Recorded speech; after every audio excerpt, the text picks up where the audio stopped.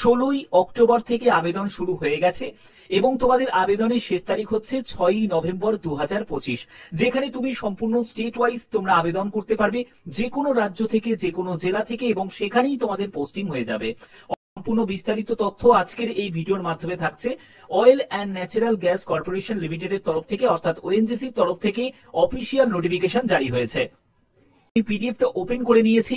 তোমাদের এখানে দেখতেই পাচ্ছ, issue of advertisement and call for application 16 October থেকে তোমাদের আবেদন শুরু হয়েছে। আবেদন করতে হবে সম্পূর্ণ অনলাইন মোডে। 16 অক্টোবর থেকে 6 নভেম্বর পর্যন্ত আবেদন করতে পারবে। ডেট অফ রেজাল্ট অ্যান্ড সিলেকশনের জন্য সেটা কিন্তু তোমাদের 26 নভেম্বর 2025 মধ্যে সেই ডেট তোমাদের আউট হয়ে যাবে। তোমাদের যদি কোনো কোয়ারি থাকে, তোমরা মেল আইডি দেখতে পাচ্ছ, এই মেল আইডিতে তোমরা মেলও করতে পারো। এবং এখানে সব থেকে গুরুত্বপূর্ণ বিষয়, তুমি যে রাজ্য থেকে আবেদন করবে, যতগুলো ডিস্ট্রিক্ট আছে সেই রাজ্যের ভেতরে প্রত্যেকটা ডিস্ট্রিক্ট থেকে প্রত্যেক ক্যান্ডিডেটই অ্যাপ্লাই করতে পারে। যেমন দেখো, দিল্লি থেকে শুরু করে এখানে যারা যারা তোমরা ওয়েস্ট বেঙ্গল, কলকাতা থেকে দেখছো, দেখো তোমাদের অল ডিস্ট্রিক্ট, ওয়েস্ট বেঙ্গলের মধ্যে যতগুলো জেলা আছে, ওড়িশার মধ্যে যতগুলো জেলা আছে, প্রত্যেক জেলা থেকে আবেদন করতে পারবে। এবং সেন্টার তোমরা দেখো কলকাতাতে। ত্রিপুরা থেকে যতগুলো জেলা আছে, ত্রিপুরার মধ্যে যতগুলো জেলা আছে, আগরতলাতে হচ্ছে সেন্টার। এরকম কিন্তু সম্পূর্ণ স্টেট ওয়াইজ তোমাদের ভ্যাকেন্সি ব্যাপারটা ক্লিয়ার করা আছে। অবশ্যই তোমরা একটু ভালো করে একটু দেখে দেখো, যারা আসাম থেকে তাদেরটাও বলে দিই, এখানে তোমাদের শিলচর আছে, জোরহাট আছে, এগুলো তো সবই আসামের মধ্যে পড়ছে। তারপরে হচ্ছে নাজিরা, ঠিক আছে, তারপর শিবসাগর, এইগুলোর মধ্যেও যত ডিস্ট্রিক্ট আছে প্রত্যেকটা জেলা থেকে আবেদন করা যাবে।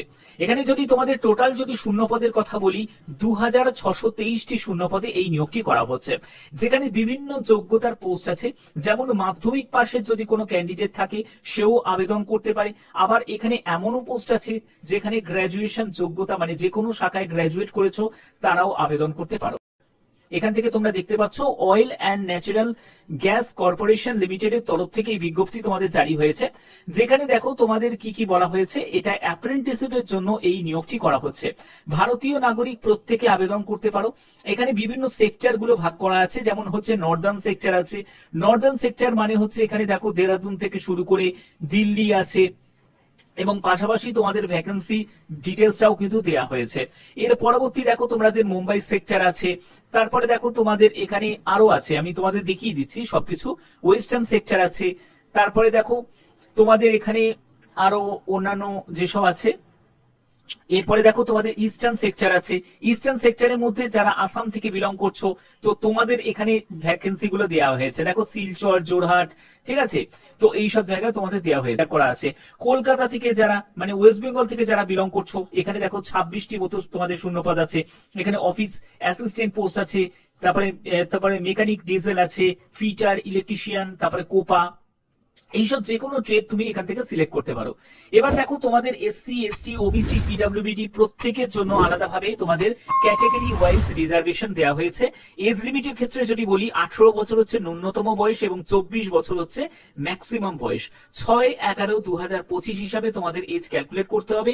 এখানে আগেই বললাম, এসসি, এসটি ক্যান্ডিডেটরা বয়সে 5 বছর, ওবিসিরা বয়সে 3 বছর ছাড় পাবে। এছাড়া যারা পিডব্লিউবিডি ক্যাটাগরি থেকে তোমরাও আবেদন করতে পারবে। এবার দেখে নাও কোন পোস্টের জন্য কি যোগ্যতা প্রয়োজন। তুমি যদি সিম্পল মাধ্যমিক পাশ করে থাকো, তোমার লাইব্রেরি অ্যাসিস্ট্যান্ট পোস্টের জন্য আবেদন করতে পারো। তারপরে দেখো কোপার জন্য তোমাদের আইটিআই যদি কোপা ট্রেড নিয়ে করা থাকে তাহলে আবেদন করতে পারো। অর্থাৎ এই যে পোস্ট তোমরা দেখতে পাচ্ছ লাইব্রেরি অ্যাসিস্ট্যান্ট, এই পোস্টের জন্য কোনো আইটিআই যোগ্যতার প্রয়োজন নেই। যেগুলোতে আইটিআই যোগ্যতার প্রয়োজন আছে সেগুলোতে আইটিআই এর কথা মেনশন করা আছে। তারপরে দেখো এক্সিকিউটিভ ফাইন্যান্স পোস্টের জন্য বিকম পাস হলেই তুমি আবেদন করতে পারবে। ল্যাব কেমিস্ট্রির জন্য বিএসসি কেমিস্ট্রি পাস হলেই তুমি আবেদন করতে পারবে। বিবিএ করে থাকলে তুমি এক্সিকিউটিভ এইচআর এর জন্য আবেদন করতে পারবে। সেক্রেটারিয়াল অফিস অ্যাসিস্ট্যান্টের জন্য গ্র্যাজুয়েশন যোগ্যতা চাওয়া হয়েছে। ডিপ্লোমা চাওয়া হচ্ছে ফায়ার সেফটি সুপারভাইজারের জন্য। কম্পিউটার সায়েন্স এক্সিকিউটিভ এইসব পোস্টের জন্য ডিপ্লোমা চাওয়া হয়েছে, ঠিক আছে। আবার গ্র্যাজুয়েশন যোগ্যতার পোস্ট আছে, বিকম পাস যোগ্যতার পোস্ট আছে তোমাদের অ্যাকাউন্টস এক্সিকিউটিভ পোস্টের জন্য। অর্থাৎ বুঝতে পারছো, ডিপ্লোমা থেকে শুরু করে, বিটেক থেকে শুরু করে, মাধ্যমিক, সিম্পল মাধ্যমিক, তারপরে গ্র্যাজুয়েশন, প্রত্যেক যোগ্যতার জন্য আলাদাভাবে ট্রেড ভাগ করা আছে। তোমরা যে কোনো ট্রেডেতে অ্যাপ্লাই করতে পারো। এখানে তোমাদের 12 মাসের এই ট্রেনিংটা তোমাদের প্রোভাইড করা হচ্ছে ওএনজিসির তরফ থেকে। তোমাদের ট্রেনিং চলাকালীন যেটা দেওয়া হয় সেটা হলো স্টাইপেন্ড। তো স্টাইপেন্ড কেমন থাকবে দেখো, তোমাদের এখানে 12,300 টাকা, এটা হচ্ছে তোমাদের অ্যাপ্রেন্টিসে, গ্রাজুয়েট অ্যাপ্রেন্টিসের জন্য, ডিপ্লোমার জন্য আলাদাভাবে, তারপরে এগুলোর জন্য সম্পূর্ণ ট্রেড ওয়াইজ তোমাদের ব্যাপারটা ক্লিয়ার করা আছে, এটা একটু দেখে নেবে। সিলেকশনের জন্য বলে রাখি, এখানে যে মেরিট লিস্ট তোমাদের প্রিপেয়ার হবে সেটা হলো বেসিস অফ মার্কস, অর্থাৎ তুমি 10তে অর্থ তুমি ধরো লাইব্রেরি অ্যাসিস্ট্যান্ট পোস্টের জন্য আবেদন করছো এবং সেখানে তোমাদের মাধ্যমিক যোগ্যতা, তোমার 10th-এর পার্সেন্টেজ দেখা হবে, যার 10th-এ পার্সেন্টেজ বেশি আছে সেই চান্স পাবে। তারপরে দেখো যেগুলো গ্রাজুয়েশন যোগ্যতা ট্রেড আছে সেখানে তোমাদের গ্রাজুয়েশনের পার্সেন্টেজ দেখা হবে। তো অর্থাৎ সম্পূর্ণ তোমাদের এই যে সিলেকশন, কোন রকম রিটিন নেই, কোনো ইন্টারভিউ নেই, তোমার পার্সেন্টেজ অফ মার্কসের ভিত্তিতে এই সিলেকশনটা করা হচ্ছে।